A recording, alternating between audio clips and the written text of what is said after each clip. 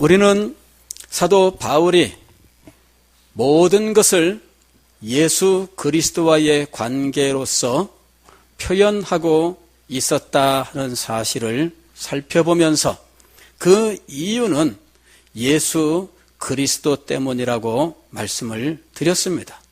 예수 그리스도께서 도대체 어떤 분이시길래 사도 바울은 모든 면에서 예수 그리스도와 연관시켜 말을 하고 있었을까? 예수님이 누구인지를 알기 위해서 예수 그리스도의 과거, 현재, 미래를 살펴보았던 것입니다. 예수 그리스도의 과거는 예수 그리스도의 선제라고 말씀을 드렸습니다. 즉 동정녀 마리아에게서 육신을 입고 탄생하기 이전에 예수님은 이미 계셨던 분이었습니다.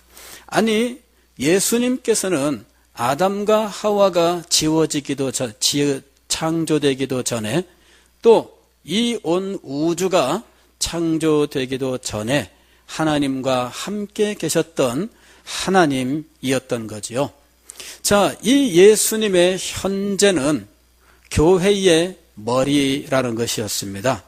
교회의 머리로서 교회는 머리 되신 예수 그리스도와 연합하여 예수 그리스도의 모든 생명의 교제 속에서 예수님과 함께 살게 되었는데, 예수님은 마치 우리 머릿속에 있는 뇌처럼 우리 모든 삶을 주장하시는 분이라는 사실입니다. 또 예수 그리스도의 미래에 대해서 생각을 했는데, 이것은 만물의 으뜸이 되시는 일이었습니다. 자, 이렇게 예수 그리스도의 과거, 현재, 미래를 통해서 우리는 예수 그리스도가 얼마나 영광스러운 분이신지, 또 그 위엄과 그 고귀함이 얼마나 아름답고 놀라운 분이신지를 알게 되는 것입니다. 그분은 우리의 찬양과 경배를 영원히 받으시기에 합당한 분입니다. 그분은 우리의 사랑과 존경을 영원히 받으시기에 합당한 분이십니다. 그렇게 존귀하고 그렇게 영광스러운 분이 우리를 위해서 하신 일들을 생각해 보십시오. 그분이 우리를 위해서 십자가 위에서 피 흘려 죽으셨습니다. 그분이 우리 때문에 고난을 당했고 멸시를 받았습니다. 그분이 우리를 위해서 하늘 영광을 버리고 육신을 입고 이 땅에 오셨습니다. 그분이 우리를 위해서 행하신 일을 생각할 때 우리는 예수 그리스도께 대하여 무한 감사하며 그분 앞에 우리의 모든 것을 다 바쳐드려도 부족하기 짝이 없다 하는 것입니다. 사도 바울이 자기의 모든 것, 사도의 직분이든 자기가 지금 행하는 모든 일들, 혹은 성도들, 형제, 자매들, 혹은 우리가 받은 직분들, 혹은 우리가 행하는 모든 일들 다 예수 그리스도와 연관될 수밖에 없다고, 그래서 그렇게 표현했던 거예요. 예수 그리스도의 사도가 되었고 예수 그리스도로 말미암아 하나님의 자녀가 되었고 예수 그리스도를 통하여 우리는 하나님 형제와 자매가 된 겁니다. 예수 그리스도로 말미암아 우리는 직분을 받은 것이고요. 예수 그리스도를 인하여 우리는 이 땅에 존재하고 있는 것입니다. 모든 것은 예수 그리스도와 연관될 수밖에 없는 것입니다. 그래서 우리는 날마다 이 예수님을 찬양하고 이 예수님께 우리의 경배의 심정을 올려드려야 하는 것입니다.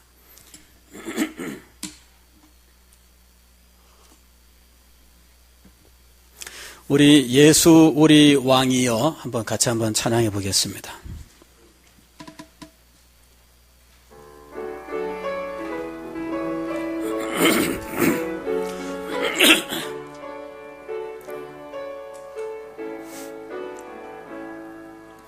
예수 예수 우리 왕이여 이곳에 오소서 보좌로 주여 임하사 찬양을 받아 주소서 주님을 찬양하오니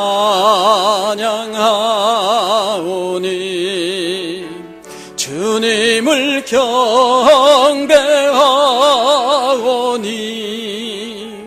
왕이신 예수여 오셔서 좌정하사 다스리소서.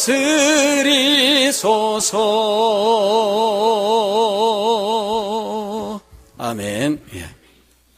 다시 한번 부르는데 이번에는요 손을 한번 이렇게 들고 예수 우리 왕이여 한번 찬양해 보겠습니다.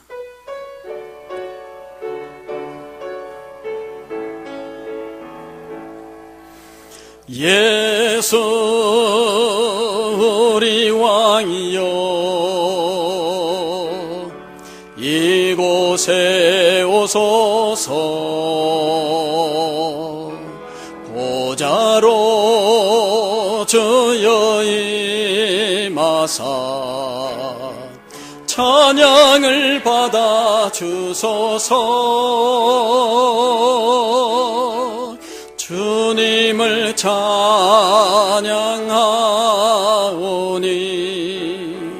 주님을 경배하오니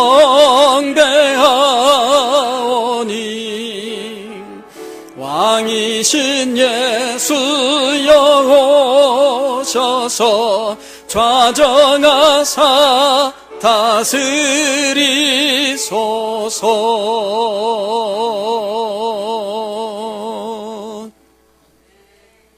그토록 고귀하고 영광스러우신 우리 주님, 우리를 위해 고난과 멸시를 받았고 육체의 죽임을 당했습니다. 그때 우리는 악한 행실로 멀리 떠나 있었고 마음으로는 원수가 되었던 상태였습니다.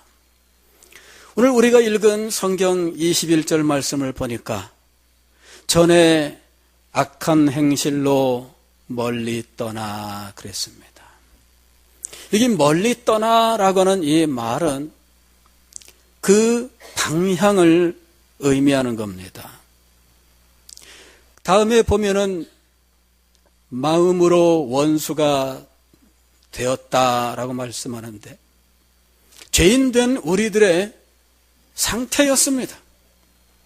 마음으로 하나님을 원수로 여기며 살았던 것, 그 마음 속에 하나님께 대한 미움과 증오심이 숨겨져 있어서 아무리 점잖은 사람이라도 아무리 학식이 높은 사람이라 할지라도 죄인은 하나님께 대하여 미움과 증오심을 가지고 있었던 겁니다. 그 마음 때문에 그들은 언제나 행실이 일정한 방향으로 나타날 수밖에 없습니다. 하나님 마음을 아프게 하고 하나님을 실망시키는 쪽으로 그 행실이 언제나 나타났던 거죠. 마음에 원망이 있는 사람은 늘 실망시키고 싶은 마음을 가져요. 마음에 원망이 있는 사람은 잘해주고 싶은 마음이 없습니다. 마음에 원망이 있는 사람은 언제나 저 사람이 나 때문에 속상하게 되었으면 좋겠다, 그런 마음을 가져요. 그래서 속상해하면 할수록 기뻐져. 그게 마음에 원망이 있는 사람들의 행동이에요. 마음에 원망이 있는 사람이 왜 신앙의 성장을 하지 못하는가? 마음에 원망이 있는 사람이 왜 경건의 삶을 살지 못하는가? 마음에 원망이 있는 사람이 왜 신앙의 열심을 품지 못하는가? 그거는 실망시키고자 하는, 그리고 실망해서 기쁨을 얻으려고 하는 악한 심성 때문입니다.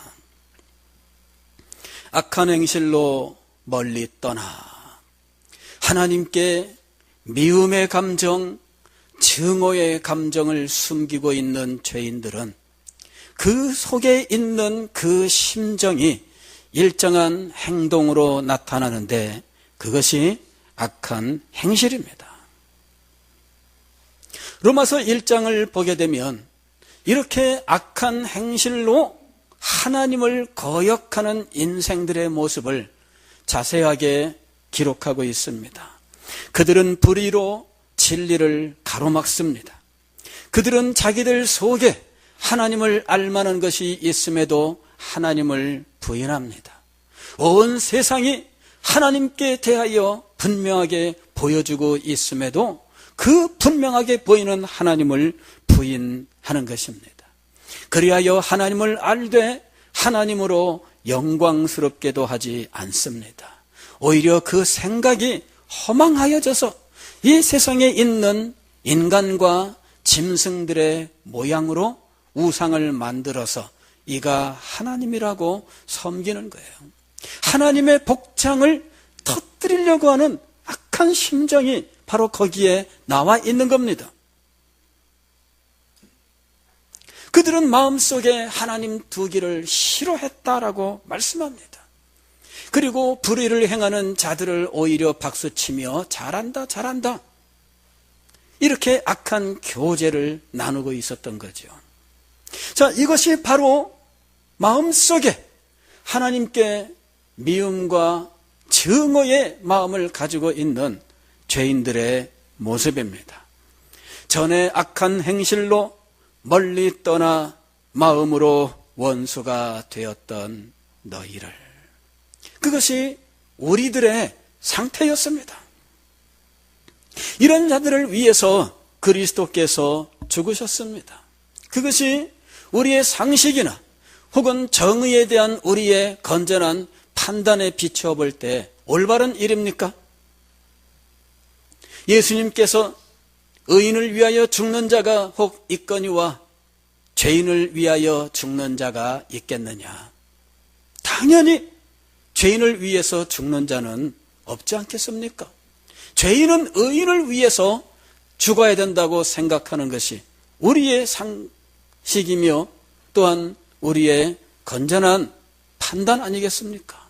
그런데 이런 상식과 이런 판단을 완전히 뒤집어 엎는 사건이 벌어졌습니다.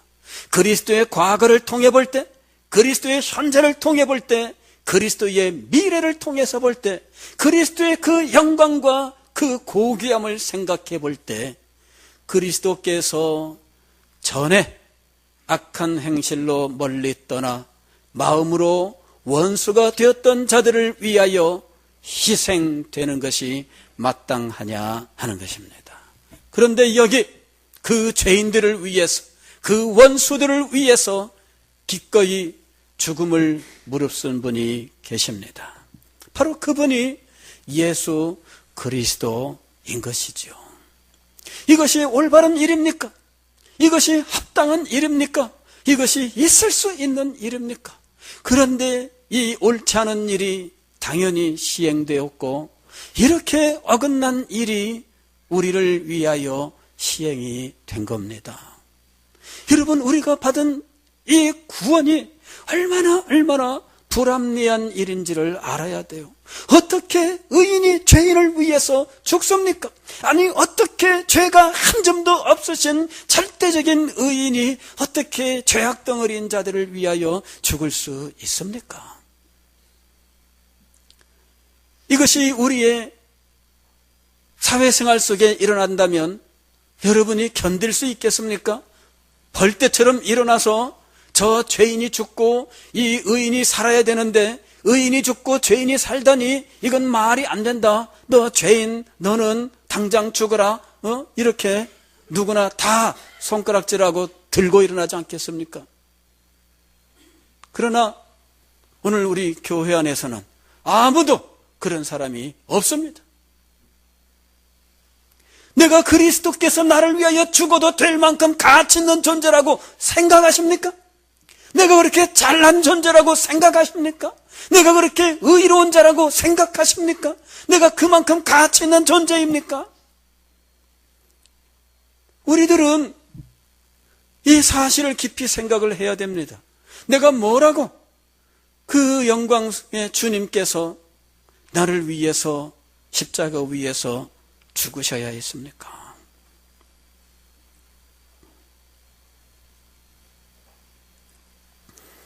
머리에 가시면류관 어찌해 쓰셨는가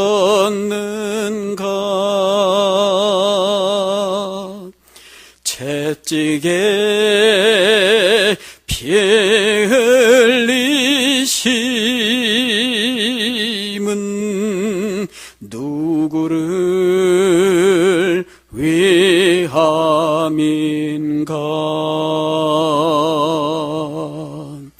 희롱과 멸시천대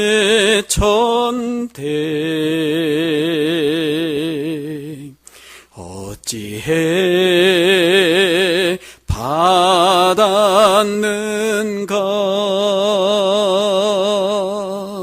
고난과 죽음의 길을 어찌해 가셨는가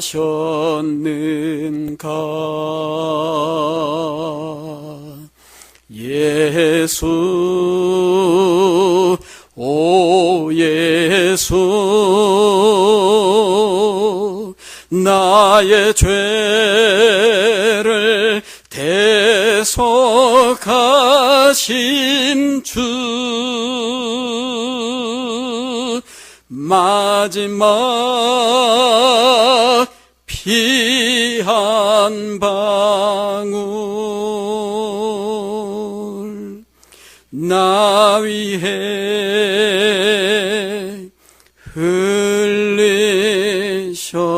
흘리셨네.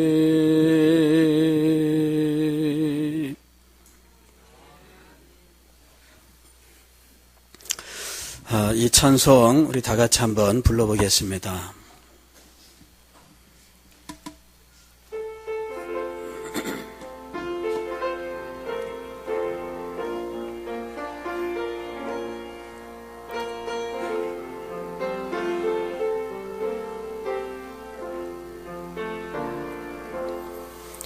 머리에 가시면류관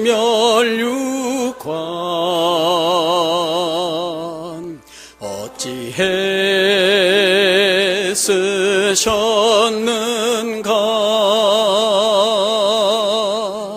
채찍에 피 흘리심은 누구를 위함인가 옛다 멸시천대 어찌해 받았는가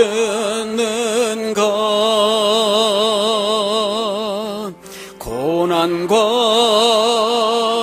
죽음의 길을 어찌해 쓰셨는가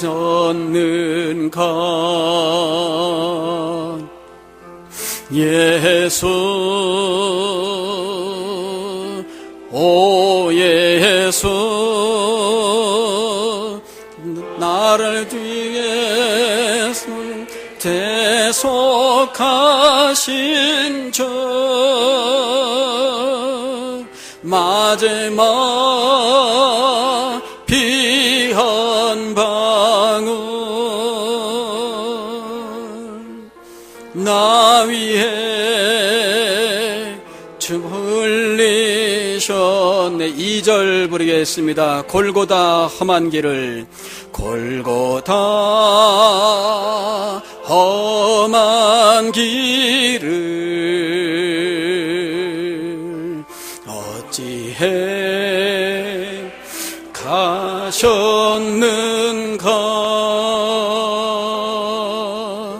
십자가 못 박히심은 누구의 죄값인가.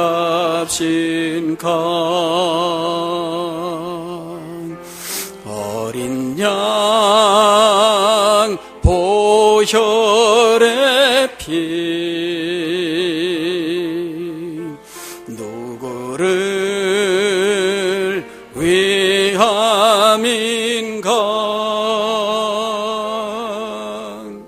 끝없는 용서의 눈물 그 사랑 잊었는가.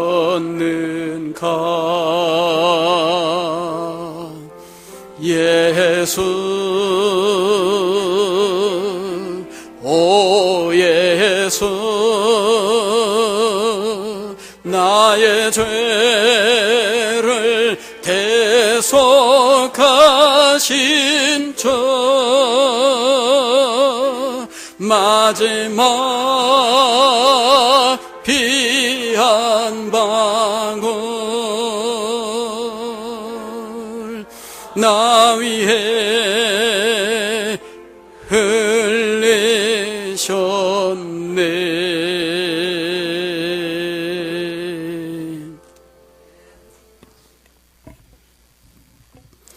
예수 그리스도께서 이렇게 육체의 죽으심을 기꺼이 받으셨던 이유는 우리로 말미암아 하나님과 원수된 것을 모두 청산하고 하나님과 화목하게 될 뿐만 아니라 우리의 죄와 허물로 더럽혀졌던 우리가 거룩하고 흠없고 책망할 것이 없는 자가 되게 하기 위해서였습니다. 22절 말씀 보면은 이제는 그의 육체의 죽음으로 말미암아 화목하게 하사 너희를 거룩하고 흠없고 책망할 것이 없는 자로 그 앞에 세우고자 하셨다라고 말씀하고 있습니다. 우리가 받은 구원은 너무나 크고 놀라운 것이라서 한마디로 설명할 수 없다고 말씀드렸습니다. 그것은 우리 인간 전 존재와 인류의 역사와 나아가서 전 우주의 역사와 관계되는 것이기 때문에 구원을 표현하는 용어는 아주 많이 있다는 것과 그 구원을 표현하는 용어 하나하나는 하나의 면만을 말씀할 뿐이라고 설명드렸습니다.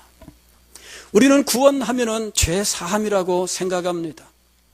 물론 죄된 행동이 있었고 그 죄된 행동으로 정죄를 받아 멸망에 이르게 되었기 때문에 죄의 문제를 해결하는 것이 구원이라고 생각하는 것은 당연합니다. 그리고 그것이 가장 첫 번째로 우리에게 선포된 것은 분명합니다. 그러나 구원은 그 정도가 아닌 겁니다. 죄로 말미암아 일어난 모든 일들을 생각해 보십시오. 죄로 말미암아 하나님과의 관계가 깨어졌습니다. 죄로 말미암아 우리 자신들이 망가졌습니다. 죄로 말미암아 인간 관계가 파괴되었습니다. 죄로 말미암아 이 자연이 무너졌습니다. 죄로 말미암아 정상적으로 진행되어 가던 하나님의 나라가 무너졌습니다.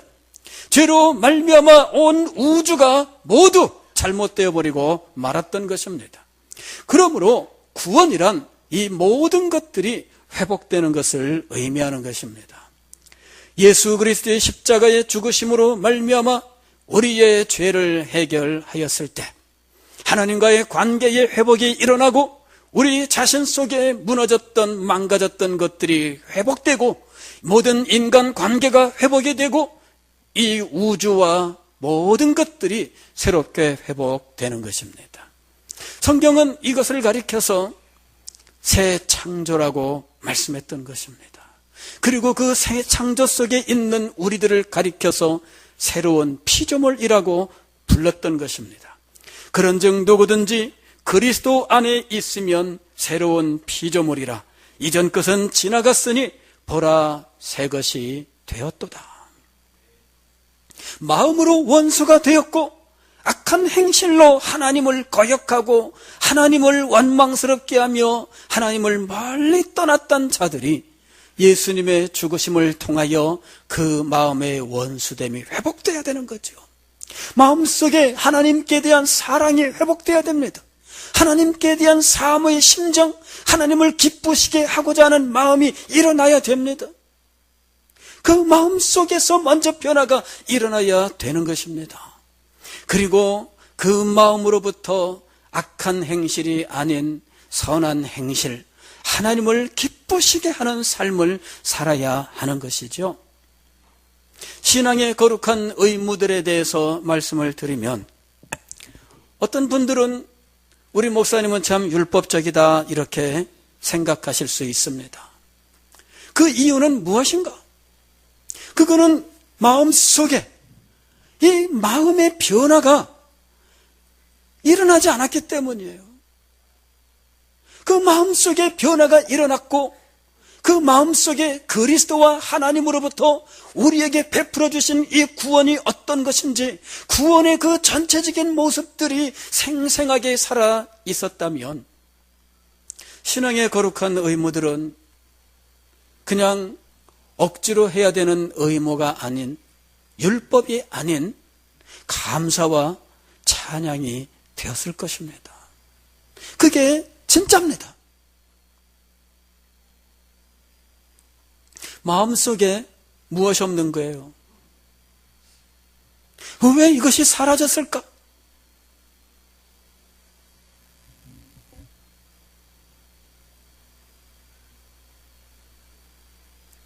골로새서는 1장에서 이 복음 진리를 자세하게 말씀을 하고 있습니다. 이유는 뭐냐면은 2장, 3장, 4장에 가서 잘못된 삶을 고치기 위해서예요. 잘못된 삶을 고치기 위해서 우리가 닦아야 되는 것은 진리의 기초입니다. 복음이라고 하는 것을 갈고 닦아야 잘못된 것을 고칠 수 있습니다. 복음을 갈고 닦아야 우리는 더 아름답고 더 고귀한 삶을 살 수 있습니다. 그것이 무슨 의무라든지 혹은 억지로 해야 되는 강제가 아닌 내 마음속에서부터 올라오는 참된 기쁨과 즐거움으로 행하는 것이 될 수 있기 위해서는 이 복음의 기초가 마음속에 튼튼하게 다져져야 하는 겁니다. 이 기초가 부실하게 되면 시간이 흐르면 흐를수록 신앙의 거룩한 것들이 차가운 의무와 혹은 억지로 해야 되는 이런 일들로 변질되어 버리고 마는 거예요. 가령 이런 거죠. 학생들이 공부를 합니다. 중학교, 고등학교, 그리고 대학 입시 준비를 하는데 고등학교 2학년쯤 돼가지고 마음에 조급함이 일어나요. 이제는 1년만 있으면 입시인데 하면서 자기를 돌아보니까 이거 급하기 짝이 없습니다. 공부를 열심히 하려고 결심을 하고 책을 열심히 들여다보는데 진도가 안 나가. 왜냐하면은 어렵거든요. 아니, 자기 학년에서 정상적으로 공부할 수 있는 것들이 왜 이렇게 힘들고 어렵기만 할까요? 그것은 그 이전 학년에서 기초가 되는 것들을 그만 튼튼하게 쌓지 않고 왔기 때문이에요. 그러니까 기초가 부실한 거죠. 기초가 부실하면 아무리 해도 실력이 늘질 않습니다. 아마 여기 학부모님들은 다 절감할 거예요. 우리 애 공부를 아무리 시켜도 안 돼요. 그래. 얼마 전에 어떤 분이 전화를 했어요. 목사님, 우리 애는요, 그냥 그렇게 공부를 시켜도, 이게 되질 않습니다. 그래서, 이제 고등학교, 2학년 되는데, 이거 큰일 났습니다. 좀 실력 있는 과외교사 좀 붙여서 좀 해보지. 그랬더니, 그러잖아, 너 목사님 1년이나 하고 있습니다. 고액과외 시켰습니다. 고액과외. 무슨 책 저자래. 무슨 책 저자인데, 그런 사람을 붙여서 고액과외를 1년을 했는데 성과가 없습니다. 어떻게 해야 될까요? 제가 서점에 나가서 이 책을 볼 때, 또 재밌게 보는 취미생활 중에 하나가 영어 공부법 이런 거 써놓은 책들 보는 게 취미 중에 하나예요. 어차피 영문과 출신이다 보니까 영어 쪽의 삶을 살지 않아도 관심은 많아요. 그래 보면은 공부법 책들이 수없이 많이 나와 있는데 공부법 책 중에 대부분은 이런 책들이에요. 나는 영어의 꼴찌였다 이런 거예요. 나는 영어랑 담쌓고 살았었다 이런 사람들. 그런데 지금은 영어 도사다 이런 사람들 성공법 이런 책들이 많이 나와 있습니다. 상당히 많이 나와 있어요. 그래서 제가 어떻게 영어 꼴찌가 영어 도사가 되었을까 궁금해서 읽어봤습니다. 그랬더니 첫 번째 책, 나는 영어 꼴찌였습니다. 결론, 나는 지금은 영어 도사입니다. 두 번째 책, 처음, 나는 영어 꼴찌였습니다. 결론, 지금은 나는 영어 도사입니다. 세 번째 책, 네 번째 책, 다섯 번째 책, 여섯 번째 책, 10번째, 다 똑같아. 근데 지금은 영어 도사가 된 이유, 두 번째 장에 등장을 해요. 나는 영어 꼴찌였습니다. 그리고 두 번째 장에서 뭐라고 얘기할까요? 그래서 중학교 1학년부터 공부했습니다. 굉장히 어려운 거예요. 중학교 1학년부터 공부하면 쉬워요. 이걸 공부하고 있어야 돼. 그런 생각 들죠. 그래 건너뛰면 이번에는 모르겠는 거예요. 그러니 어떡합니까? 나는 지금은 나이는 많지만 영어에 대해서 아는 것은 중학교 1학년도 못하니 중학교 1학년 영어부터 다시 하자. 마음을 잡고 참고 견뎌 이것을 해낸 사람은 성공하는 거예요. 아니 저는 무슨 대단한 비밀이 있는가 하고 다 뒤져봤는데 결론은 그겁니다. 중학교 1학년부터 다시 하세요. 참고 견디면서 다시 하세요. 이렇게 써 있는 거예요. 자기는 그렇게 했다는 거죠. 그렇게 1학년 때부터 다시 공부를 하니까 지금은 영어 도사까지 할 수 있었습니다. 우리들이 지금 믿음의 삶이 그렇습니다. 우리는 벌써 믿은 지 오래되었고 우리는 벌써 고등학교 2학년, 고등학교 3학년, 대학교 다니고 있다는 거죠. 어떤 사람은 대학교 들어갔는데 몰라. 왜? 체대를 다니는 거야. 체대 다니는 사람은 운동에 더 많은 시간을 썼지 공부하는 데 시간 많이 안 썼거든요. 어떤 분은 법대를 들어갔는데 법대에 들어가서 전공 공부를 하는데 전공 공부를 시작할 수가 없는 거예요. 왜냐하면은 책이 다 영어로 돼 있어. 이래가지고 전공은커녕 영어 붙들고 이 책을 앞에다 갖다 놓고 사전 갖다 놓고 하루 종일 사전 찾는데 한 장 새카맣게 사전을 찾아놨는데 사전은 찾았지만 읽어도 무슨 뜻인지는 모르겠는 거예요. 그래서 전공 공부는커녕 영어 때문에 못하겠다.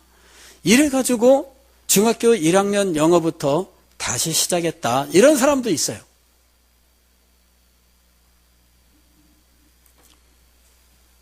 기초가 없으면 더 올라가지 못해요. 기초가 없으면 반드시 더 이상 가지 못한 채 무너질 수 있습니다. 그런 순간을 만나게 되는 거예요. 그런데 신앙도 마찬가지입니다. 신앙의 기초, 복음의 기초가 튼튼하게 세워지지 않으면 그 속에서 우러나오는 것이 없습니다. 신앙의 거룩한 행실들이 그냥 의무가 되고 율법이 되는 거예요. 주일 성수 이야기하면은 왜 그렇게 살아야 돼?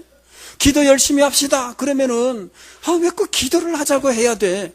아니 우리가 봉사 열심히 합시다. 그러면은 왜 그렇게 해야 돼? 전도합시다. 왜 그렇게 해야 돼? 마음속에서 따라가질 않아요. 왜? 세월은 많이 흘렀고 고2, 고3은 되었는데 그 속에 기초가 없는 거예요. 이것을 새롭게 하는 길은 다시 기초로 돌아가서 기초에서부터 시작하는 것밖에 없습니다. 그게 제일 빠른 길이에요. 우리가 다시 중학교 1학년으로 돌아가자는 이야기가 아닙니다. 중학교 1학년 때 하는 것들을 다시 해보자 그 얘기입니다. 성경 읽기 다시 시작하자는 이야기입니다. 기도 다시 시작하자는 이야기입니다. 성경 공부 다시 시작하자는 이야기지요. 훈련 다시 하자는 그 얘기입니다. 그것들을 해야 될 때 안 하고 넘어가면 그 부분이 반드시 나중에 문제를 일으키게 돼 있어요. 공부할 때 어느 단원 공부 여러분 빠져보세요. 나중에 분명히 그것 때문에 문제 생깁니다. 제가 초등학교 5학년 때 3월달 개학하고 얼마 안 돼가지고 이 발을 한번 데인 적이 있습니다. 보름 동안 학교를 못 갔는데 보름 후에 학교를 갔더니 모든 게 생소해요. 보름 사이에 이미 3월달 학기 처음에 나가야 될 것들이 다 진도를 나간 거예요. 초등학교 때였으니까 따라잡기 쉬웠습니다. 그런데 중학교 올라가서 그런 일이 벌어지면 따라가기 힘들어요. 고등학교 올라가서 그런 일이 벌어지면 따라갈 생각을 아예 말아야 됩니다. 그 정도로 내가 학습을 하지 않고 지나간 그 부분, 그것이 두고 문제를 일으키는 겁니다. 우리의 신앙도 마찬가지예요. 성경을 읽어야 되는데 읽지 않고 넘어갔습니다. 기도를 해야 되는데 기도를 하지 않고 그냥 살아왔습니다. 공부를 해야 되는데 성경 공부를 안 했습니다. 훈련을 받아야 되는데 훈련을 안 했습니다. 봉사를 해야 되는데 봉사를 안 했습니다. 예수마을 성경 공부하며 교제를 해야 되는데 이걸 제대로 하지 않았습니다. 분명히 이후에 문제를 일으킬 수 있습니다.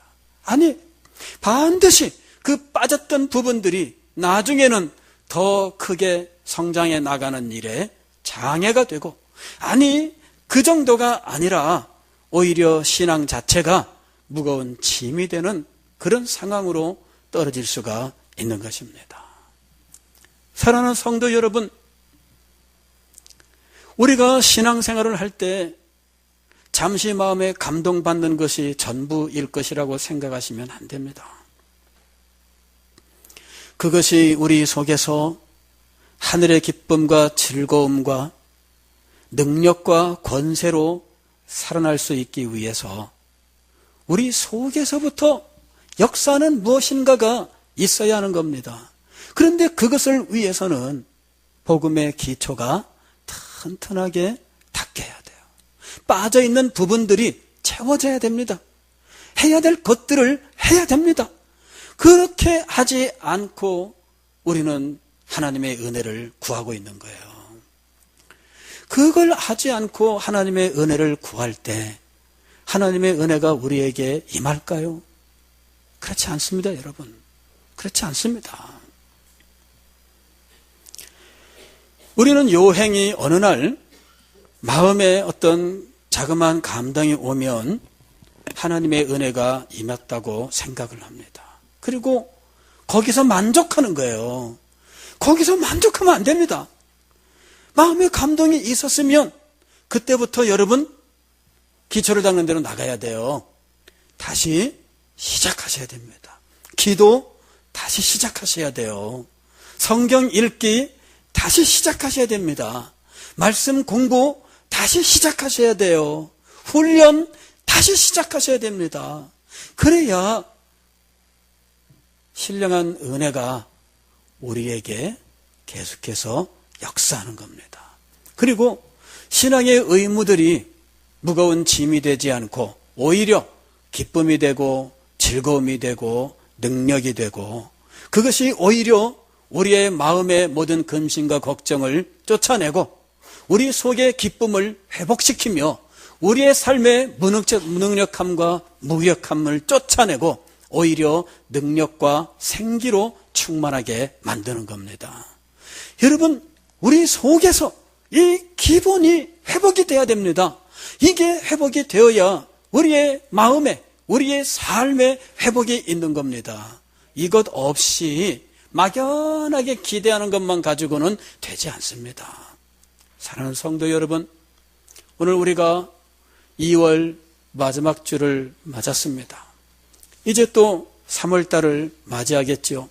세월은 빨리빨리 지나가고 있습니다.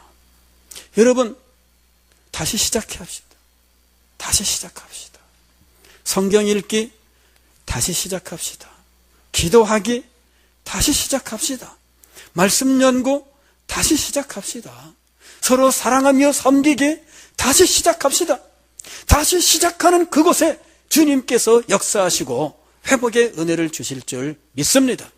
하늘의 기쁨과 능력이 우리 가운데 역사할 수 있기를 주의 이름으로 축원합니다.